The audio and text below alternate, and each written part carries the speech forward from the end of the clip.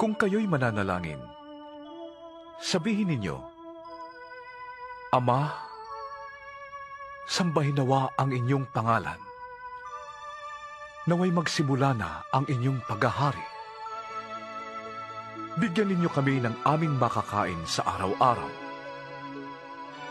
At patawarin ninyo kami sa aming mga kasalanan.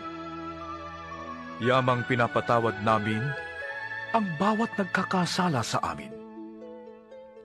At huwag ninyong hayaang malagay kami sa matinding pagsubok. Humingi kayo, at kayo'y bibigyan. Humanap kayo at kayo'y makakatagpo. Kumatok kayo at kayo'y pagbubuksan. Sapagkat ang bawat humihingi ay tatanggap. Ang bawat humahanap ay makakatagpo. At ang bawat kumakatok ay pagbubuksan.